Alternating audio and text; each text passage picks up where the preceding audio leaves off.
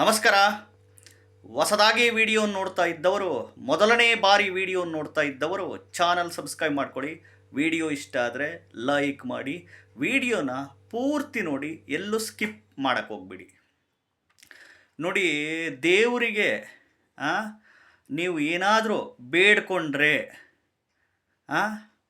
ಮೊದಲು ನಿಮಗೆ ಕಷ್ಟ ಇದ್ದರೆ ಮಾತ್ರ ಬೇಡ್ಕೊಳ್ರಿ. ಸುಮ್ಮನೆ ಬೇಡ್ಕೊಳಕ್ಕೆ ಹೋಗಬೇಡಿ. ಅರ್ಥ ಮಾಡ್ಕೊಳ್ಳಿ. ಇವಾಗ ಮನೆ ಒಳಗಡೆ ಮಕ್ಕಳುಗಳಾಗಲಿ, ಹೆಂಡತಿ ಆಗಲಿ, ಗಂಡನೇ ಆಗಲಿ, ಅಣ್ಣನೋ ತಮ್ಮನೋ ಅಕ್ಕನೋ ತಂಗಿನೋ ತಂದೆ ತಾಯಿನೇ ಯಾರೇ ಆಗಲಿ, ಹಗಲೆಲ್ಲ ಅದು ಕೊಡಿಸು ಇದು ಕೊಡಿಸು, ಅದು ಬೇಕು ಇದು ಬೇಕು ಅಂತ ಟಾರ್ಚರ್ ಕೊಟ್ಬಿಟ್ರೆ ಎಷ್ಟು ಬೇಜಾರಾಗುತ್ತೆ ನಿಮಗೆ. ಅರ್ಥ ಮಾಡ್ಕೊಳ್ಳಿ. ಅದೇ ರೀತಿ ದೇವ್ರಿಗೂ ಅಷ್ಟೇ. ಸಿಕ್ಕಿದ್ದೆಲ್ಲ ಕೇಳಿಬಿಟ್ರೆ ಸಿಕ್ಕಾಬಟ್ಟೆ ಬೇಜಾರು ಮಾಡ್ಕೊಂಬಿಡ್ತಾನೆ ದೇವರು. ಹೇಳ್ತಾ ಇದ್ದೀನಿ, ದೇವರು ನಿಮಗೆ ಸೈಟುಗಳು ಇದ್ದಾವೆ, ಮನೆಗಳಿದ್ದಾವೆ, ಮನೆ ಕೊಟ್ಟಿದ್ದಾನೆ, ಒಳ್ಳೆ ಆರೋಗ್ಯ ಕೊಟ್ಟಿದ್ದಾನೆ, ಒಳ್ಳೆ ಉದ್ಯೋಗ ಕೊಟ್ಟಿದ್ದಾನೆ, ಒಳ್ಳೆ ವ್ಯಾಪಾರ ಬಿಸ್ನೆಸ್ ಕೊಟ್ಟಿದ್ದಾನೆ, ಒಳ್ಳೆ ಕೃಷಿ ವ್ಯವಸಾಯ ಮಾಡ್ತಿದ್ದೀರಾ, ರಾಜಕೀಯದಲ್ಲಿದ್ದೀರಾ, ಒಳ್ಳೆ ಫಿಲ್ಮ್ ಲ್ಯಾಂಡಲ್ಲಿದ್ದೀರಾ, ಯಾವುದೇ ಕ್ಷೇತ್ರದಲ್ಲನ್ನ ಇರಲಿ, ಯಾವುದೇ ಉದ್ಯೋಗ ಯಾವುದೇ ವ್ಯಾಪಾರನ ಮಾಡ್ತಿರ್ರಿ. ದೇವ್ರು ನಿಮಗೆಲ್ಲ ಕೊಟ್ಟಿದ್ದಾಗ ಮತ್ತೆ ಪುನಃ ಇನ್ನೇನು ಕೇಳ್ತೀರಾ? ತಿಂಗಳಿಗೆ ಬದುಕಲಿಕ್ಕೆ ಲಕ್ಷಗಟ್ಟಲೆ ದುಡ್ಡುಗಳು ಕೊಟ್ಟಿರ್ತಾನೆ, ಕೋಟಿಗಟ್ಟಲೆ ತಾತೊಂದು ಮುತ್ತಾತೊಂದು ಆಸ್ತಿಗಳಿರ್ತವೆ. ಮತ್ತಿನ್ನೇನು ಕೇಳ್ತೀರಾ ದೇವರಿಗೆ? ಕುಟುಂಬ ಕೊಟ್ಟಿರ್ತಾನೆ, ಹೆಂಡತಿ ಮಕ್ಕಳು ಅಪ್ಪ ಅಮ್ಮ ಸಂಬಂಧಿಕರು ಬಂಧು ಬಳಗ ಎಲ್ಲ ಇರ್ತಾರೆ. ದುಡ್ಡಿರುತ್ತೆ ನಿಮ್ಮ ಹತ್ರ. ಏನೋ ನೀವು ಸ್ವಯಂಕೃತ ಅಪರಾಧಗಳು ಮಾಡ್ಕೊಂಬಿಟ್ಟಿರ್ತೀರ. ವಿಪರೀತ ಸಾಲಗಳು ಮಾಡ್ಕೊಳೋದು, ಕೈ ಸಾಲ ಅವ್ರ ಹತ್ರ ಇಸ್ಕೊಂಡು ಇವ್ರಿಗೆ ಕೊಡೋದು, ಇವ್ರ ಹತ್ರ ಇಸ್ಕೊಂಡು ಅವ್ರಿಗೆ ಕೊಡೋದು, ಸ್ವಯಂಕೃತ ಅಪರಾಧ ಅಂತೀವಿ.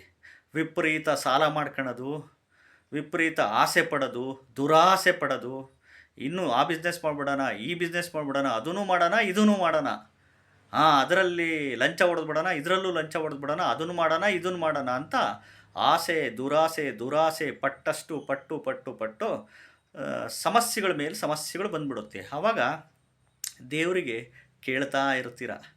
ದೇವ್ರಿಗೆ ಇನ್ನೆಷ್ಟು ಬೇಜಾರಾಗಕ್ಕಿಲ್ಲ. ಸತ್ಯ ಹೇಳ್ತಿದ್ದೀನಿ ಕೇಳಿ.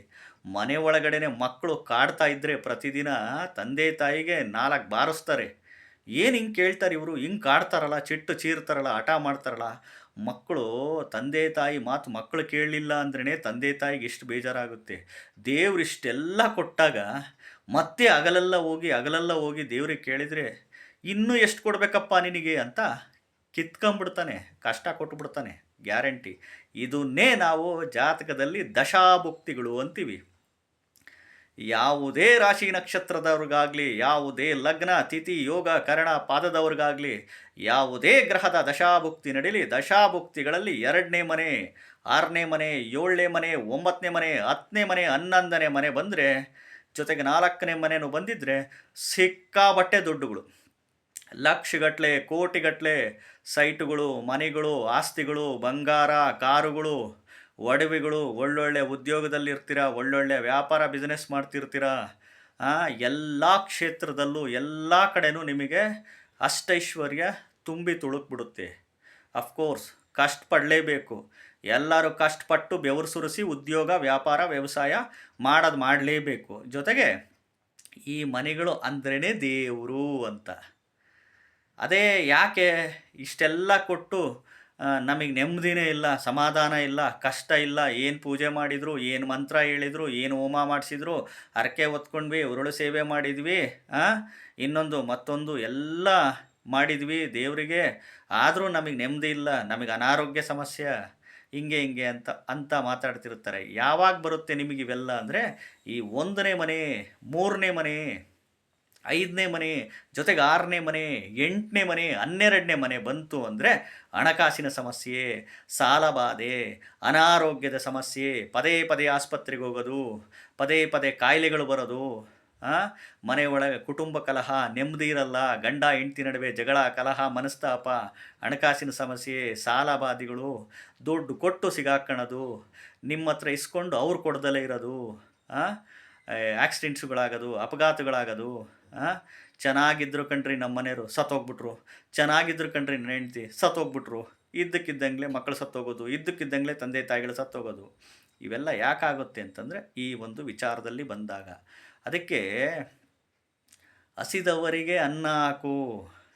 ಚೆನ್ನಾಗಿದ್ದಾಗ, ಜೀವಂತವಾಗಿದ್ದಾಗ, ಚೆನ್ನಾಗಿ ದುಡಿದಾಗ ಹಸಿದವರಿಗೆ, ಕಷ್ಟದಲ್ಲಿದ್ದವರಿಗೆ ಸಹಾಯ ಮಾಡಬೇಕು, ದಾನ ಧರ್ಮಗಳು ಮಾಡಬೇಕು. ಪ್ರಾಣಿ, ಪಶು, ಪಕ್ಷಿಗಳಿಗೆ, ಅನಾಥರಿಗೆ, ಬಡವರಿಗೆ ದಾನ ಧರ್ಮಗಳು ಮಾಡ್ತಾ ಬರಬೇಕು. ಜೊಗ್ಗುತನ ಮಾಡ್ತಾ ಇದ್ದರೆ ದೇವ್ರು ಇನ್ನೂ ಕಸ್ಕೊಂತಿರ್ತಾನೆ. ಇದನ್ನು ಮಾಡ್ತಾ ಇರಬೇಕು. ಇಲ್ಲ ಅಂತಂದರೆ, ಈಗ ನಿಮಗೆ ಕಷ್ಟ ಐತಪ್ಪ ಅಂತಂದರೆ, ನಮಗೆ ಸಿಕ್ಕಾಬಟ್ಟೆ ಕಷ್ಟ ಇದೆಯಪ್ಪ, ನಾವು ನ್ಯಾಯ ಧರ್ಮ ನೀತಿಯಿಂದ ಬದುಕ್ತಿದ್ದೀನಪ್ಪ ಅಂತಂದರೆ ಕೇಳ್ಕೊಳ್ಳಿ, ದೇವರಿಗೆ ಡಿಮ್ಯಾಂಡ್ ಮಾಡಿ ಕೇಳ್ಕೊಳ್ಳಿ. ನಿಮಗೆ ಇಷ್ಟವಾದ ದೇವರು ಇರುತ್ತೆ, ಮನೆ ದೇವರು ಕುಲದೇವರು ಬಿಟ್ಟು ಇಷ್ಟವಾದ ದೇವರುಗಳು ಅಂತಿರುತ್ತೆ. ಕೇಳ್ಕೊಳ್ಳಿ, ಡಿಮ್ಯಾಂಡ್ ಮಾಡಿ ಕೇಳ್ಕೊಳ್ಳಿ. ಎಲ್ಲ ರಾಶಿ ನಕ್ಷತ್ರದವರು ಡಿಮ್ಯಾಂಡ್ ಮಾಡಿ ಕೇಳ್ಕೊಳ್ಳಿ. ಸುಮ್ಮನೆ ಎಲ್ಲ ಚೆನ್ನಾಗಿದ್ದು ಎಲ್ಲ ಕೊಟ್ಟಿರ್ತಾನೆ, ಇನ್ನೂ ಹೋಗಿ ದೇವಸ್ಥಾನಗಳಲ್ಲಿ ದೇವರುಗಳಿಗೆ ಪೀಠಿಕೆ ಆಗ್ತಾನೆ ಇರ್ತಾರೆ. ಮನೆ ಒಳಗಡೆ ಆ ಪೂಜೆ, ಆ ಹೋಮ, ಈ ಹೋಮ, ಅದು ಇದು ಅಂತ ಮಾಡಿಸ್ಕೊಂಡು ಪೀಠಿಗೆ ಮೇಲೆ ಪೀಠಿಗೆ. ಎಷ್ಟು ಬೇಜಾರಾಗಿಕ್ಕಿಲ್ರಿ ದೇವರಿಗೆ. ದೇವ್ರು ನಮಗೆ ಏನು ಕೊಡ್ತಾನೋ ಅದನ್ನು ಅಕ್ಸೆಪ್ಟ್ ಮಾಡ್ಕೊಬೇಕು. ಕಷ್ಟಗಳು ಅಕ್ಸೆಪ್ಟ್ ಮಾಡ್ಕೊಬೇಕು, ಸುಖನೂ ಅಕ್ಸೆಪ್ಟ್ ಮಾಡ್ಕೊಬೇಕು. ಅದೇ ಲಕ್ಷಗಟ್ಟಲೆ ಕೋಟಿಗಟ್ಟಲೆ ದುಡ್ಡುಗಳು ಬಂದಾಗ ಯಾರ ಹತ್ರನೂ ಬಾಯಿ ಬಿಡಲ್ಲ. ನಮ್ಮ ಹತ್ರ ಅಷ್ಟು ದುಡ್ಡು ಐತೆ, ಇಷ್ಟು ಕೋಟಿ ಐತೆ, ಅಷ್ಟು ಮನೆಗಳಿದ್ದಾವೆ, ಇಷ್ಟು ಸೈಟ್ಗಳಿದ್ದಾವೆ ಅಂತ ಯಾರ ಹತ್ರನೂ ಬಾಯಿ ಬಿಡಲ್ಲ. ಅದೇ ಕಷ್ಟ ಬಂದುಬಿಟ್ರೆ ಸಾಕು, ಅಕ್ಕಪಕ್ಕದ ಮನೆಯವರು, ಎದುರುಗಡೆ ಮನೆಯವರು, ಸಂಬಂಧಿಕರಿಗೆ, ಫ್ರೆಂಡ್ಸಿಗೆ, ಹೊರಗಿನ ಜನಗಳಿಗೆ, ಅಯ್ಯೋ ನಮಗೆ ಹಂಗಾಯ್ತು, ನಮಗೆ ಹಿಂಗಾಯ್ತು, ನಮಗೆ ಆ ಕಷ್ಟ ಈ ಕಷ್ಟ ಕಂಡರ ಹತ್ರ ಹೇಳಿ ಹೇಳಿ ಹೇಳಿ ಹೇಳಿ ಅಳ್ತಾ ಇರೋದು. ಅರ್ಥ ಆಯ್ತಾ? ದೇವರಿಗೆ ಸುಮ್ಮನೆ ಕಷ್ಟ ಅಂತ ಬೇಡ್ಕೊಂಡ್ರೆ ಇನ್ನೂ ಕಷ್ಟ ಕೊಟ್ಬಿಡ್ತಾನೆ. ಎಚ್ಚರ. ಇದನ್ನೇ ನಾವು ಜಾತಕದಲ್ಲಿ ದಶಾಭುಕ್ತಿಗಳು ಅಂತ ಹೇಳ್ತಾ ಹೋಗ್ತೀವಿ. ಅರ್ಥ ಆಯ್ತಾ? ವಿಡಿಯೋ ಇಷ್ಟ ಆದರೆ ಲೈಕ್ ಮಾಡಿ. ಹೊಸದಾಗಿ ವಿಡಿಯೋ ನೋಡ್ತಾ ಇದ್ದವರು, ಮೊದಲನೇ ಬಾರಿ ವಿಡಿಯೋ ನೋಡ್ತಾ ಇದ್ದವರು ಚಾನಲ್ ಸಬ್ಸ್ಕ್ರೈಬ್ ಮಾಡ್ಕೊಳ್ಳಿ.